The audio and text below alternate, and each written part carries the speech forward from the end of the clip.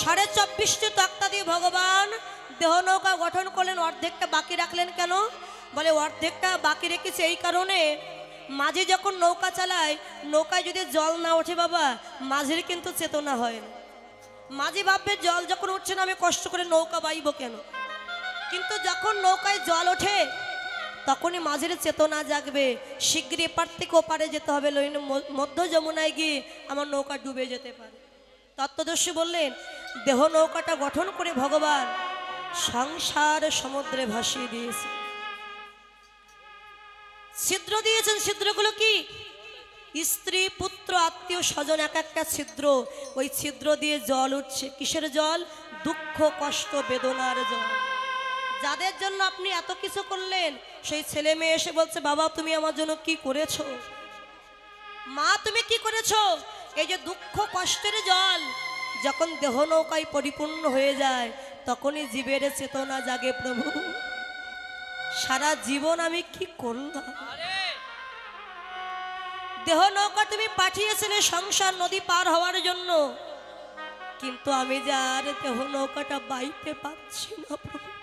বলো বলো কবে সংসার নদী থেকে মুক্তি পাবো?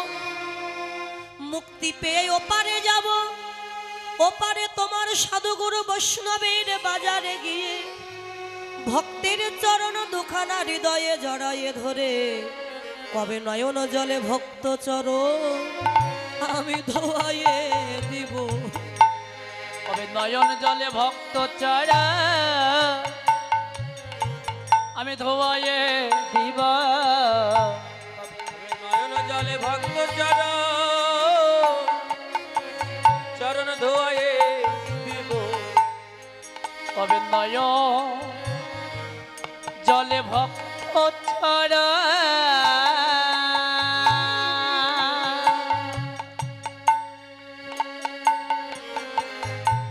আমি ধোয়াইয়ে দিব। আবার এমন ভাব কবে বা হবে নয়ন জলে ভক্ত চরণ ধোয়াইয়ে দিব। আমার এমন ভাগ্য, এমন ভাগ্য কবে বা হবে, কবে নয়ন জলে ভক্ত চরণ আমি ধোয়াইয়ে দিব। দেহ তরি বাঁধল চোরা চারে তরি বাইবি কেমন করে? দেহ তরি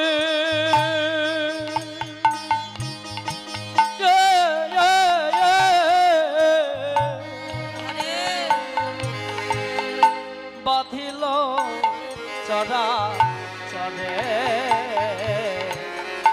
তরি বাইবি কেমন করে? এই যে গানটি মহাজন গাইলে, দেহ তরি বাঁধলো চরাচর তরি বাইবি কেমন করে? দিনের আলোয় না ছাড়ালে মরবি অন্ধকারে তরি বাইবি কেমন করে?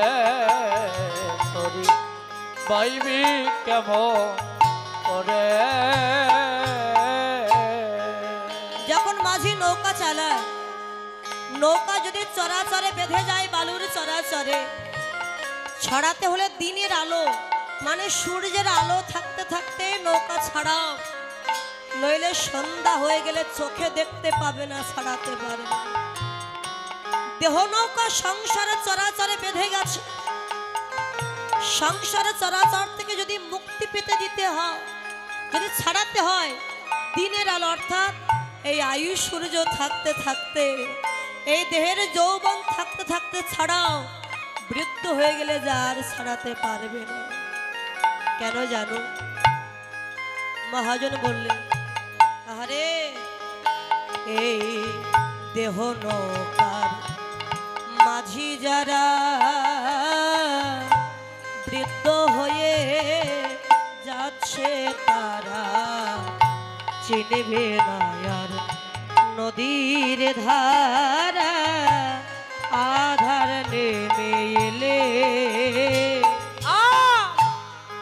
এই দেখো নদী,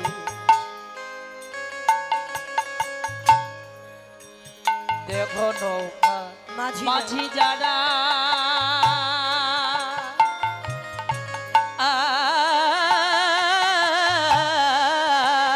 দেখো এই যে বৃদ্ধ হয়ে যাচ্ছে তারা, আরে চিনবে না আর নদীর ধার ধারা আধার নেমে এলে। এই দেহ নৌকার মাঝিগুলো কারা? চোখ, মুখ, হাত, কান, চরণ, এক একটা মাঝি সবাই বৃদ্ধ হয়ে গেছে। ভেবে দেখুন, খালি চোখে দেখতে পেতেন, এখন চশমা ছাড়া চোখে দেখা যায় না, মাথায় ধরে রাখা যায় না, লাঠি ছাড়া এখন চলতে পারে না। দেহ নৌকার মাঝিগুলো সবাই বৃদ্ধ হয়ে গেছে আস্তে আস্তে। চলবে কি করে? দিনে দিনে দিনাগত তোমার এই আয়ুষ সূর্য অস্তগত। ওরে দিনে দিনে দিনাগত আয়ুষ সূর্য অস্তগত। ও তুই কুসঙ্গে হলি মর্ত, তুই কুসঙ্গে হলি মত, ও তুই কুসঙ্গে হলি মর্ত। তুই কুসঙ্গে হলি মত। একবার ভাবলি না অন্তরে, তোরি পাইবি কেমন করে, তোরি পাইবি কেমন করে। তাই তো সকাল সকাল দেহ নৌকাটা সংসার চরাচর থেকে মুক্তি দিয়ে চলো ওপারে আমরা চলে যাই। তা গোবিন্দ নাবিক যখন নৌকা গঠন করলেন, সৃজিল তরণীখানি প্রবালে মুকুতয়ানি, মাঝে মাঝে হীরারও গাঁথনি, সিকি পুচ্ছ গুঞ্জ ছড়া, রজত কাঞ্চনে মোড়া, কেরওয়াল রজত কিঙ্কিনি, তপন তনয়ার নিরে, তরণী লইয়া ফিরে বিদগদ নাগর রাজ। গোবিন্দ দাস ভনে কি আনন্দ হইল মনে, রণঝন নো পড়বা।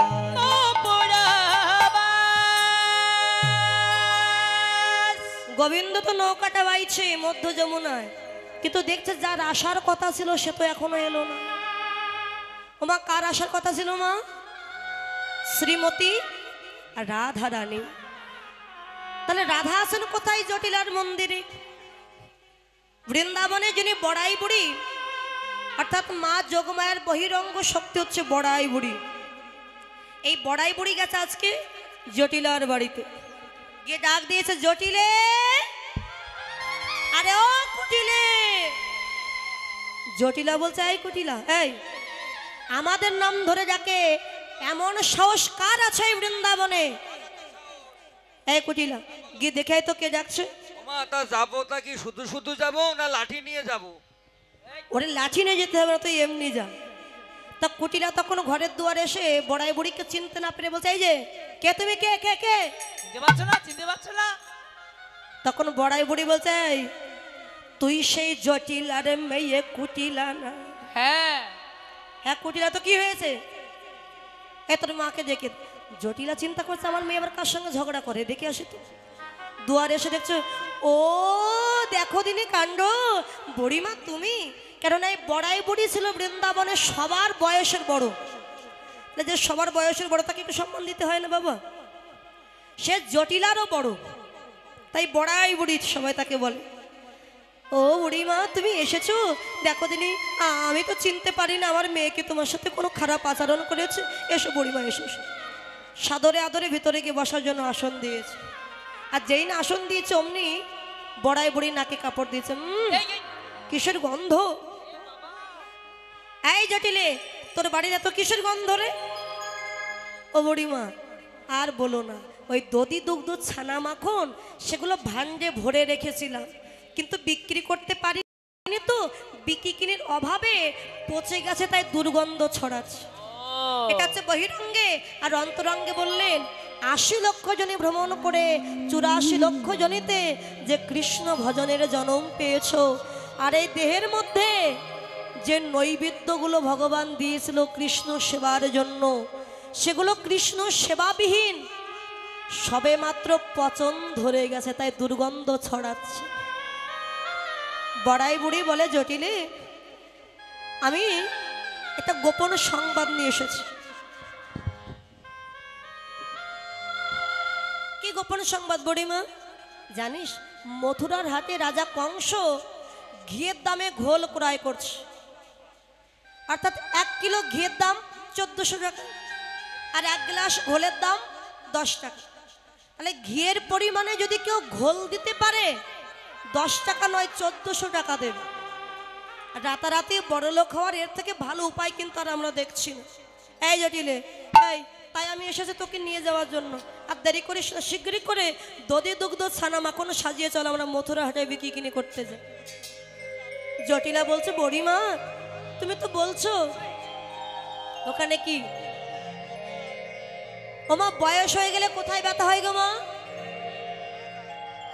হাঁটু, কোমর, মাজায় ব্যথা, পায়ে ব্যথা।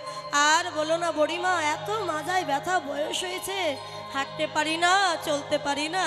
আমার কি আর সেই বয়স আছে যে আমি মথুরার হাটে বিক্রি কিনে করতে যাব? ও জটিলে তাহলে এক কাজ কর, তুই তো ছেলে আয়ানকে পাঠিয়ে দে। আমার ছেলে আয়ান তো দিনরাত মা কালীর পূজা নিয়ে ব্যস্ত, সে যাবে না ও মথুরার হাটে। তাহলে এক কাজ কর, এই জটিলে তোর মেয়ে কুটিলা তো আছে, ও যদি যায় সব বনাশ করে ফেলবে। ও বড়িমা তুমি আর লোক পেলে না? আমার মেয়ে কুটিলা যদি হাটে যায় তবে কি হবে জানো? কি হবে রে? যে খরিদ্দার আসবে হ্যাঁ, তাদের সাথে প্রথমে হবে কথা কাটাকাটি, তারপরে হবে হাতাহাতি, তারপরে হবে চুলোচুলি, বাবা তারপরে হবে কিলোকুলি। ওমা যখন আপনারা ঝগড়া করেন মা, প্রথমে মুখ দিয়ে কথা কাটাকাটি হয় না মা? এক কথা দু কথা এক কথা কাটাকাটি হবে, তারপরে হাতাহাতি, হাত দিয়ে মারামারি, তারপরে কি চুলোচুলি, চুল ধরে টানবে, তারপরে কিলোকুলি। আমার মেয়ে কুটিলা যদি হাটে যায় মা, তবে একদিনে হাট ভেঙে যাবে, একদিনে হাট ভেঙে যাবে, একদিনে হাট ভেঙে যাবে, কুটিলা যদি হাটে যাইবা একদিনে হাট ভেঙে যাবে, কুটিলা যদি হাটে যাইবা একদিনে হাট ভেঙে যাবে। তাহলে কুটিলা যেতে পারবে না? না বড়িমা, ও আমার মেয়ে পারবে না। জটিলে তাহলে একটা কথা বলবো? বলো না। বলতেও লজ্জা করছে। আরে বলো না, কিসের লজ্জা? বলি তোর ঘরে তো তোর বৌমা আছে, আর তোর বৌমাকে যদি পাঠিয়ে দিস আমি তো নিয়ে যেতে পারি। এই শোন, মেরেছে। আমি বেঁচে থাকতে থাকতে তোদের জাত ব্যবসাটা শিখিয়ে রেখে যেতে চাই, যাতে আমি মরে গেলেও তোরা জাত ব্যবসা করে কমে খেতে পারিস। জটিলা বলছে বড়িমা তা তো বুঝলাম, কিন্তু আমার বৌমা তো লেখাপড়া কিছু জানে না, সে মথুরার হাটে গিয়ে টাকা পয়সা কিছু হিসাব করে আনতে পারবে না। জটিলার কথা শুনে বড়াই বুড়ি বলছে হ্যাঁ রে, সে কি একদম লেখাপড়া জানে না? কুটিলা তখন মুখ বাড়িয়ে বলছে জানে জানে, জানে জানে, এক জানে, দুই জানে, তিন জানে, তিনের পরে যে কত হয় আমার বৌমার জানে না। কুটিলা তখন তার কথা শ্রবণ করে, জটিলার কথা শ্রবণ করে বড়াই বুড়ি মনে মনে বলে ও জটিলে ও কুটিলে, 3 পর্যন্ত জানে কেন জানিস? করে 3 বলিতে কৃষ্ণের ত্রিভঙ্গ বাঁকা, ও যে 3 বলিতে কৃষ্ণের ত্রিভঙ্গ বাঁকা, সে যে কৃষ্ণ হিসাব ভালোই জানে, 3 বলিতে কৃষ্ণের ত্রিভঙ্গ বাঁকা, ও যে কৃষ্ণ হিসাব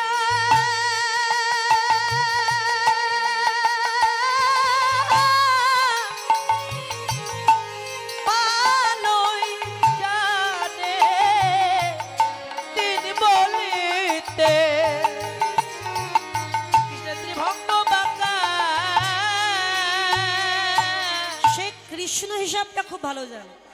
তিন বলতে কৃষ্ণের তিনটি জায়গায় যে বাঁকা ছিল, ঘাড়, কোমর, চরণ, প্রবর্ত, সাধক, সিদ্ধ, এই তিনটে স্থানের নাম। তো জটিলার কথা শ্রবণ করে বড়াই বুড়ি বলছে, চিন্তা করিস না জটিল, তোর বৌমা না হয় লেখাপড়া জানে না। কই তোমার বৌমা কই?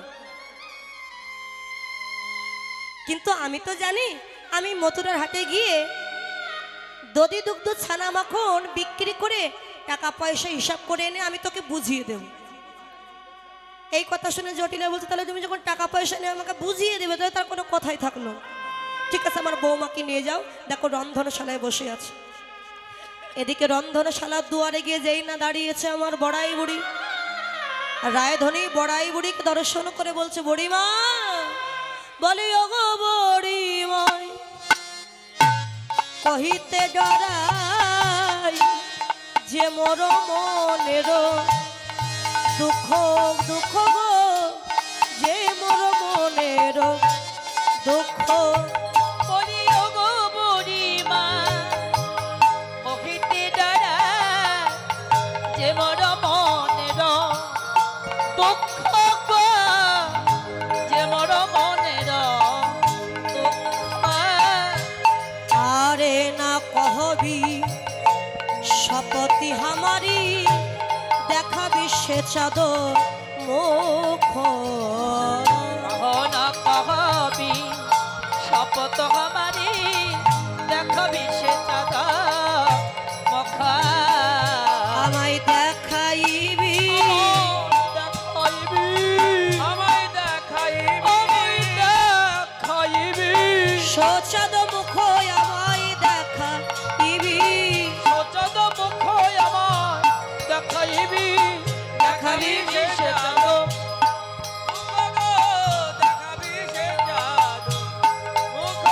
আরে বাঘিনী মাঝারে বসতি হামার, না ছাড়ি দীঘল শ্বাস।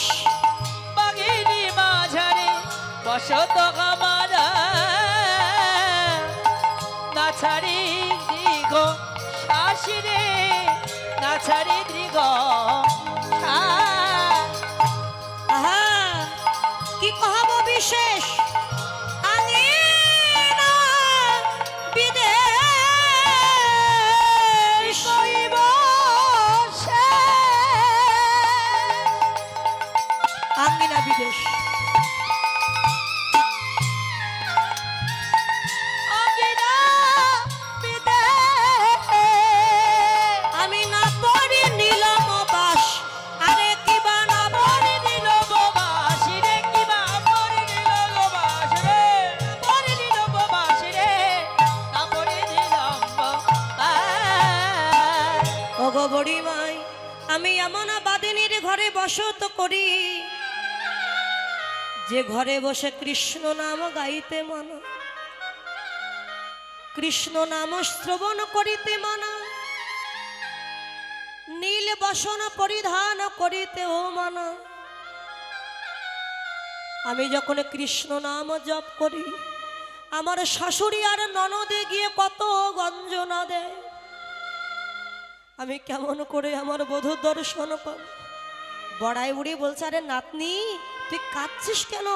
আমি তো তোকে নিয়ে যাব বলেই তুই এসেছি। যদি কৃষ্ণের দর্শন করতে চাস, আর দেরি না করে শীঘ্রই করে দধি দুগ্ধ ছানা মাখনের ভাণ্ড সাজিয়ে রে নাতনি, চল আমরা মথুরার হাটে বিক্রি কিনি করতে যা। এই কথা শ্রবণ করে রায়ধনী বিলম্ব না করে ললিতা বিশাখা সখীগণকে নিয়ে বড়াই বুড়িকে নিয়ে দধি দুগ্ধ ছানা মাখনের ভাণ্ড সাজিয়ে নিয়েছে। সাজিয়ে নিয়ে মাথায় করে নিয়ে জটিলার কাছে গিয়ে জটিলার চরণে প্রণাম করেছে।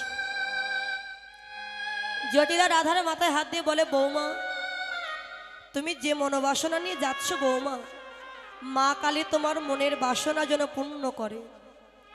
রায়ধনী দেখছে আমার মনের আশা তোমার বধূর দর্শন, অবশ্যই আমার বধূর দেখা আমি পাবো।